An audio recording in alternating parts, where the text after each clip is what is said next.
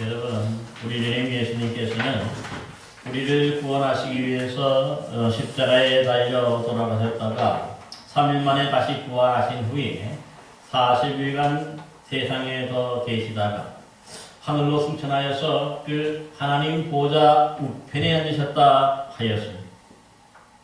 이후부터 그 예수님의 부활을 직접 체험한 제자들은 이 승천하신 예수님을 대신해서 그 하나님 나라의 복음인 십자가와 이 부활의 복음을 세상에 널리 증거하기 시작했습니다. 여러분, 그렇지만 제자들이 사실 이 십자가와 부활의 복음을 전파하는 일이 결코 쉽지만은 않았는데, 왜냐하면은 그들의 앞길에는 이 수많은 박해와 또 핍박과 이 고난이 기다리고 있었기 때문입니다. 그러기에 어떤 제자들은 그 간원들에게 체포되어서 한 번이 아니라 여러 번 감옥에 투옥되기도 하였고요. 또 어떤 제자들은 진정이 말로 표현할 수 없는 그 모진 고문도 당하였고요. 심지어는 우리가 잘 아는 대로 이 스데반 집사님이나 또 야고보 사도와 같이 순교당하면서까지도 바로 이 부활의 복음을 증거하는 것을 볼 수 있습니다. 놀라운 것은 뭐냐면은 사실 뭔가 이렇게 어려움이 있고 박해가 있고 핍박이 있으면은 거기서 멈춰야 되잖아요. 거기서 끊어져야 되잖아요. 그런데 이 십자가 부활의 복음이 전파되는 곳마다 오히려 교회들이 세워지고 그 교회들을 통해서 계속해서 끊임없이 이 복음이 전파되고 또 전파되었기 때문에 사실 우리 교회도 세워지고 저와 여러분도 바로 예수 믿고 구원받는 그런 하나님의 자녀가 되게 될 수 있었던 것입니다. 여러분, 그러기에 사실 이 교회라고 하는 것은요, 저와 여러분 모두에게 하나의 그 사명이 있다면 바로 이렇듯 지금 우리가 이 복음을 우리가 이렇게 증거받았다면 또 다른 사람들에게 우리도 이 부활의 복음, 이 십자가 부활의 복음을 전파하고 또 전파해야 하는 것이죠. 하지만 오늘날도 마찬가지로 뭔가 이런 사명감은 있지만은 이 복음을 전파하는 것이 사실 오늘날도 그리 녹록하지는 않습니다. 왜냐하면 사람들이 먹고 살기에 바빠서인지 너나 잘 믿으라 하면서 외면하기가 십상이고, 사실 이런 십자가와 부활 또 예수 그리스도 이 교회 믿음 이런 것에 대해서 아예 무관심한 사람들이 대부분이기 때문입니다. 여러분, 그렇다고 해서 우리가 뭔가 위축되고 뭔가 이게 주눅이 들어서 사실 이렇든 교회가 복음을 전파하지 않고 그냥 가만히 있으면 어떻게 될까요? 바로 그런 교회는 죽은 교회가 되는 것이죠. 이 땅에 목숨이 붙어있고 뭔가 살아있다면 당연히 주의 말씀을 증거하고 또 복음을 전파하는 그러한 역사명을 우리가 감당해야만 하는 것입니다. 여러분, 그러면은요, 어떻게 해야 사실 이렇게 어려운 가운데서도 이 믿지 않는 사람들에게 우리는 이 주의 복음을 잘 전파할 수 있을까? 여러분, 저는 예수님 당시에 예수님께서 그 하나님 나라의 복음을 전파하시기 위해서 사실 그 당시에도 보면 크게 두 가지 방법을 사용했는데요. 먼저는 보면은 예수님께서 이 사람들이 많이 모여있는 곳을 찾아가셨어요. 마태복음 4장에 보면은 예수께서 온 갈릴리에 두루 다니사 그들의 회당에서 가르치시며 천국 복음을 전파하시고 백성 중에 모든 병과 모든 약한 것을 고쳤다 말씀하고 있습니다.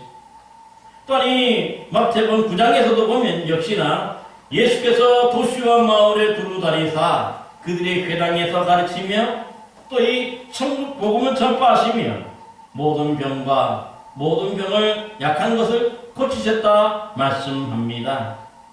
그러니까 주로 예수님께서 이 처음에 오셨을 때에 세 가지 사역을 주로 하셨는데, 먼저는 가르침의 사역, 즉 하나님의 말씀을 가르치고, 또 두 번째 사역은 천국 복음을 전파하는 사역, 전도하는 사역을 하셨고요. 또 세 번째 사역은 뭐냐면 약한 자, 병든 자들을 치유하고 고치는 그런 치유 사역을 행하셨다는 것입니다. 그런데 놀라운 것은 뭡니까? 이런 치유 사역, 이런 말씀 사역, 이런 천국 복음 전파 사역의 주된 장소가 어딜까요? 사실 이 사복음서를 중심으로 본다면 이 쪽에 보면 예수님이 그 다른 데도 아니고 바로 유대인들의 회당이라 그렇게 말씀하십니다. 마태복음 4장에서도 보면은 회당이라고 말씀하고요.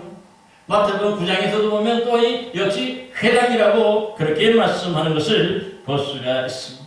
여러분, 회당이 뭐 어떤 곳입니까?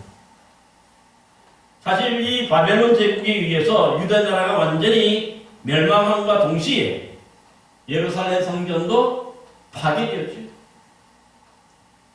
그리고 또 이 유대인들이 포로로 끌려가게 되니까 그 다음에 이제 또 거기 본토에 있던 사람들도 이방 각 지역으로 다 흩어져 살게 되는 것이죠. 그러다 보니까 더 이상 그들은 이 성전이 없어졌기 때문에 모일 수가 없었던 것입니다. 그런데 이 유대인들이요, 이렇게 흩어진 가운데서, 성전이 무너진 가운데서도 하나님에 대한 신앙을 지키고 그 자녀들에게 이 하나님의 말씀, 이 신앙을 가르치기 위해서 또 모입니다. 그래서 그 어디든 간에 유대인 남자 10명 이상만 모이면 거기서 바로 이렇게 뭡니까? 하나님의 말씀을 가르치고 기도하고 거기 찬송하고 그랬던 것이죠. 여러분, 그 장소를 그래서 뭐라고 부르냐면 바로 집회소, 즉 회당이라고 그렇게 부르는 것을 볼 수가 있습니다. 그러니까 이제 이 성전이 무너지고 없어지니까 또 세계각지로 여러 흩어지게 되죠.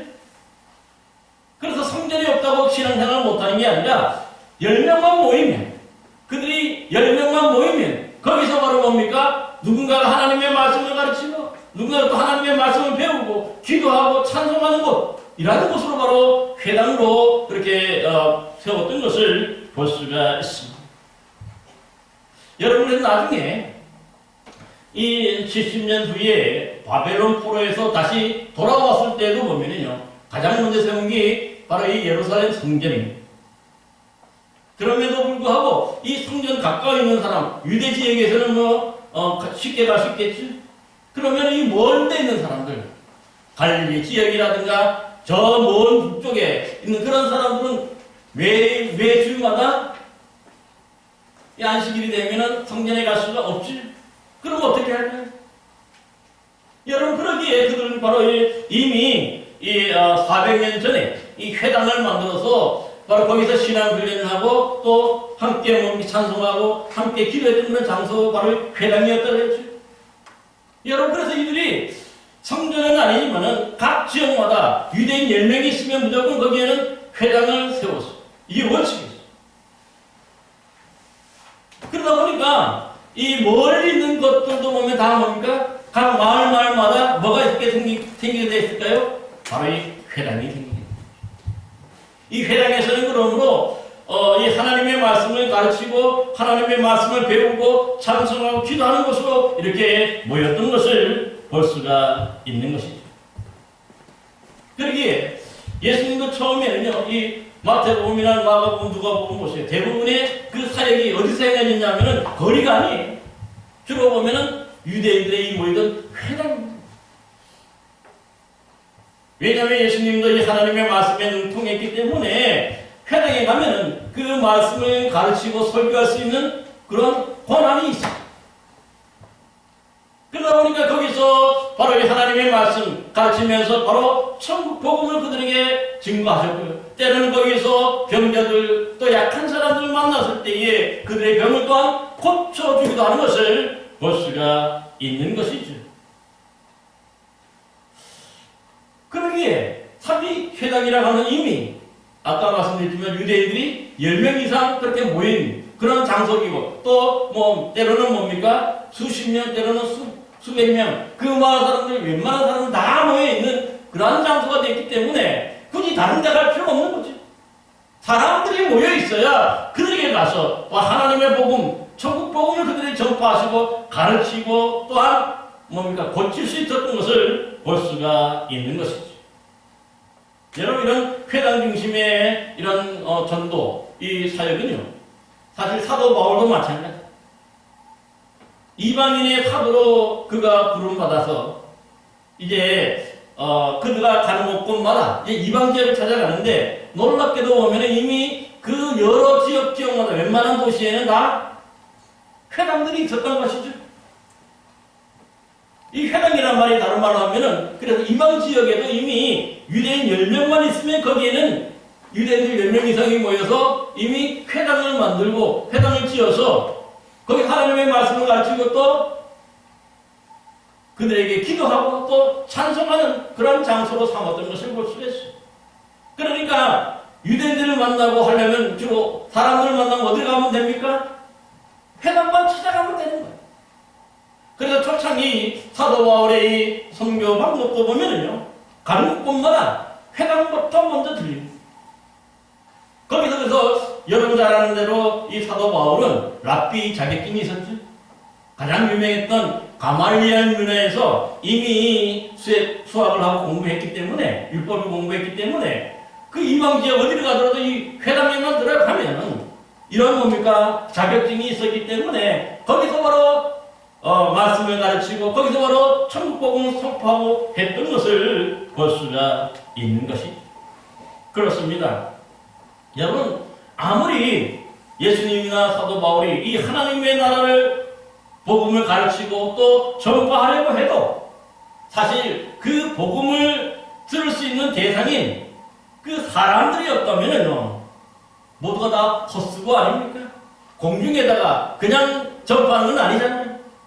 분명한 것은 하나님의 말씀과 또 뭡니까? 이 천국 복음을 전파하는 것은 그것을 듣는 사람들이 있어야만 되는 거죠. 아무리 훌륭하고 아무리 유능하다 할지라도 전할 수 있는 사람이 없다면 여러분, 복음은 전파될 수가 없는 것입니다. 그러기에 예수님의 첫 번째 방법은 뭐냐? 먼저 사람들이 많이 모여있는 이런 회당을 찾아서 거기도 바로 하나님의 복음을 전파하고 가르치고 또 이런 치유사역을 행했던 것을 볼 수가 있습니다. 여러분, 그렇다고 해서요, 예수님이 이 사람들이 모인 곳만 찾아가기만 한 것은 아니, 두 번째로 보면은 때로는 예수님은 직접 사람들을 불러 모으시기도 하셨습니다. 특별히 여러분 잘 아는 대로 예수님께서 이제 어느 정도 많은 병자들을 고치고 기적을 베푸시자 그 소문을 듣고 사실 여기저기서 다 몰려오게 되는 거죠. 그래서 어떻게 보면 저절로 이렇게 예수님을 중심으로 그 병고침을 받고자 대부분이 보면 몰려왔던 것도 볼 수가 있어요. 그렇지만 이 초창기에도 보면 역시 예수님이 잘 알려지지 않고 잘 소문나지 않았을 때 그 초창기에는 그러면 어떻게 그들을 모아서 또 그들에게 하나님의 말씀을 가르쳤을까요? 사실 그 말씀이 오늘 우리가 읽은 본문 말씀 속에 잘 나타나 있습니다. 우리가 잘 알고 있는 대로 바로 큰 잔치의 비유인데, 어떤 사람이 큰 잔치를 베풀고 많은 사람을 초청하였다고 합니다. 여기서 잔치를 베푼다는 말이 뭐냐? 일반적인 어떤 서너 가지 음식이나 준비된 그런 뭡니까? 약속한 그러한 자리가 아니죠. 여기서 큰 잔치라는 표현은 아주 맛있고 먹음직스러운 다양한 음식들, 평상시에는 잘 먹을 수 없는 귀하고 값진 음식들을 많이 차려진 그런 특별한 장면을 뜻하는 것입니다. 여러분, 그래야 이러한 잔치가 뭔가 이런 것들이 먹을 것이 많나야 뭔가 뭡니까? 사람들이 관심을 기울이고 사람들이 뭡니까? 찾아올 수가 있기 때문입니다. 그러기 오늘 본문에 보니까 이런 잔치 자리에 많은 사람을 초청하였다고 합니다. 여러분이 많이 초청하였다는 말은 그만큼 뭡니까? 많이 준비해야 된다는 뜻이죠. 그러면 뭐가 필요합니까? 그만큼 많은 지출이 필요합니다. 비용이 들어가기 마련인 것도 볼 수가 있습니다. 그래서 이 모든 그렇지만 이런 많은 비용에도 불구하고 종들이 뭐라고 말합니까? 오소서 모든 것이 준비되었다고 얘기해요. 잘 준비했다는 거예요. 정성껏 준비했다는 거예요. 그런데 오늘 본문에 보니까 이 반전이 있어요. 이렇게 뭔가 평상시에 먹을 수 없는 것들, 이런 것들에서 잔치를 푸짐하게 잘 준비했는데, 이 첫 번째 초청의 대상자들이 일치하게 다 사양했다고 얘기해요. 거절했다는 것이죠. 대표적으로 어떤 이는 보니까 밭을 새로 샀으므로 가봐야, 또 어떤 이는 소를 5결이 샀으므로 시험하러 가봐야 돼. 또 어떤 이는 이제 장가를 갔기 때문에 그 모든 것들이 뭡니까? 그 자기 뭡니까? 장가간 신혼 깨우고 싶지 않다는 거죠. 그래서 다 거절하는 것을 볼 수 있습니다. 그러자 이 큰 잔치를 열어서 초청했던 이 주인이 크게 노해해서 종들에게 이렇게 얘기합니다. 이제 시내의 거리와 골목으로 가서 가난한 자들, 몸이 불편한 장애인들을 데려오라 말합니다. 왜 그럴까요? 대상이 바뀝니다. 처음에는 뭔가 넉넉한 사람들이 주 초청의 대상이었다면은 그들이 거절하자 이제는 뭡니까? 가난한 자들, 몸이 불편한 장애인들이라는 것 자체가 죄송합니다만은 뭡니까? 이 부족함이 있는 사람들이죠. 그러니까 이런 사람들에게 이 잔치가 아주 중요한 거예요. 당시에는 왜냐하면 한 끼 먹고 살기가 힘들었던 그런 시대이기 때문입니다. 근데 뭔가 평상시에 먹을 수 없는 이런 귀한 값진 음식들이 준비되고 그랬으니까 이런 사람들은 뭡니까? 얼씨구나 하고 올 수 있다는 거죠. 그래서 오게 됩니다. 하지만 이렇게 즉석에서 초청해서 데려왔지만 아직도 자리가 남아있다 하자 주인의 종들에게 또 이렇게 명령하죠. 이번에는 길과 울타리로 가서 사람들을 강론하여 데려다가 내 집을 채우라 합니다. 이 말이 무슨 말입니까? 그 가난한 사람들, 장애인들을 채웠지만 그래도 아직 자리가 채워지지 않았기 때문에 이번에는 뭡니까? 만나는 사람마다 강권하라는 거예요. 억지로라도 데리고 오라는 거예요. 그래서 그 자리를 채워야 된다고 말하는 것을 볼 수가 있는 것이죠. 여러분, 그러므로 이 큰 잔치 비유를 예수님께서 말씀하신 그 이유가 뭘까요? 뭘 가르치기 위해서 이 큰 잔치의 비유를 우리에게 말씀하고 있는 것입니다. 그 이유는 다른 게 없습니다. 예수님 당시에도 보면 사람들이 모여와야, 초청되어 와야 그들에게 예수님이 하나님 나라의 이 말씀을 가르치고 또 천국 복음을 그들에게 선포할 수도 있고 또 그들의 필요를 따라서 고쳐주기도 하고 쉬게 해줄 수 있기 때문에 그러한 것입니다. 사실 사람들은요, 웬만해서는 뭔가 이런 것에 대해서 이 영적인 것에 관심이 없어요. 왜냐하면 비유에서도 나타나듯이 자기 할 일들이 있다고 생각하기 때문에 그런 거죠. 내가 하는 일이 바쁘다는 거예요. 내 할 일이 하기도 바쁜데 그런 데까지 신경 쓸 수 없다고 하는 것이 바로 다 거절의 이유인 거죠. 그만큼 무관심한 거예요. 그런데 이러한 무관심한 사람들, 이런 영적인 것에 무관심하고 복음에 무관심한 사람들, 하나님에 대해서 무관심하고 십자가 부활의 복음에 대해서 이런 무관심한 사람들, 그럼 어떻게 데리고 가야 돼요? 그들을 초청하지 않는 이상 하나님의 말씀을 전할 수 있는 방법이 없잖아요. 아무리 생명을 살리고 아무리 능력이 있는 하나님 나라의 이 말씀을 할지라도 그것을 들을 수 있는 사람, 받아들일 수 있는 사람이 없다면요 소용이 없는 것을 볼 수가 있는 것이죠. 여러분, 그러기에 오늘 본문에서는요, 이 하나님의 나라에 대해서 전혀 관심이 없는 이런 사람들을 초청하기 위해서는 그 당시에도 엄청난 비용을 들여서라도 이 귀하고 값진 음식들을 정성껏 준비하고 또 때로는 큰 선물도 준비해서 그들에게 바로 이렇게 하나님의 나라를 가르치고 그들에게 하나님의 나라를 전파할 수 있는 것을 볼 수가 있는 것이죠. 때로는 그래서 오늘 말씀은 뭡니까? 예수님을 강권해서라도 데리고 와야 된다.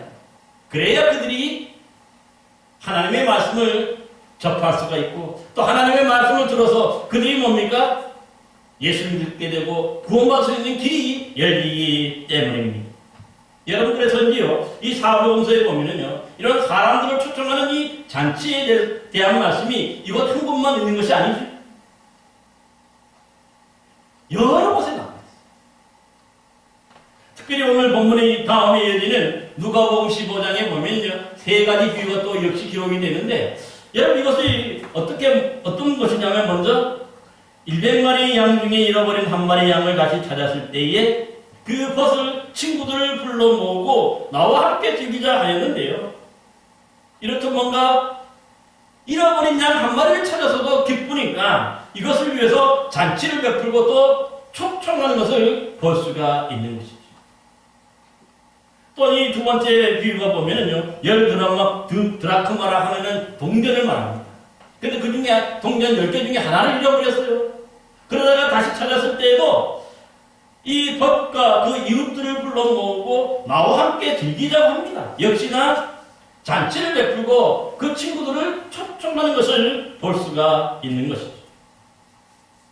그 다음 세 번째 비유가 뭡니까? 이 두 아들 중에 이 둘째가 자신의 몫의 유산을 아버지께 받아가지고 먼 나라에 가서 다 허락만큼 허비한 후에 거의 굶어 죽게 생겼을 때에 아버지 집을 생각하고 다시 돌아온 이 탕자의 일. 여러분이 다시 탕자가 돌아왔을 때 아버지는 어떻게 합니까? 못쓸 녀석이라 그러지 않죠? 오히려 아버지는 제일 좋은 옷을 내어다 입히고 손에 다락지를 끼워주고 발에 신발을 신기도록 하면서 살찐 송아지를 잡아 잔치를 베풀어 함께 또한 즐기자고 합니다. 공통점이 뭐냐면 뭔가 잃었다는 것을 다시 찾았을 때에 그냥 혼자만 가지고 있는 것이 아니라 그 기쁨을 많은 사람을 초청해서 함께 나누는 거죠. 왜냐하면 그 소식을 다른 사람에게도 알릴 수 있기 때문에.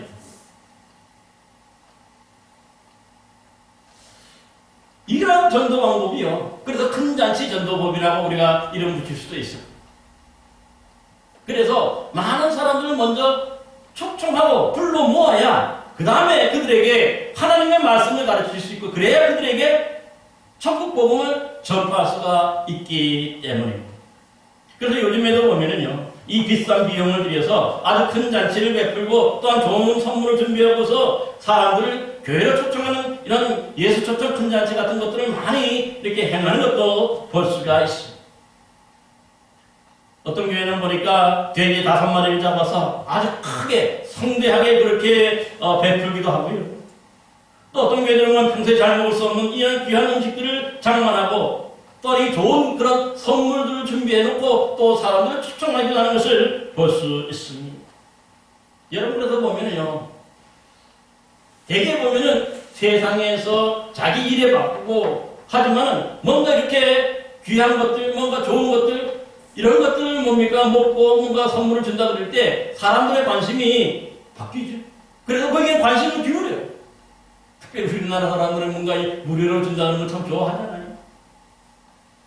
여러분 그래서 그들이 교회에 오게 되는 것 자체가 얼마나 소중한 일입니까? 당장에 그 자리에서 열매 맺는 그런 때도 있지만은요, 그들이 이렇게 나오고 한 번 나오고 두 번 나오고 할 때 교회에 대해서 관심을 기울이게 되는 것 아니겠습니까? 처음부터 관심을 기울 수가 없기 때문에 그러한 것이죠.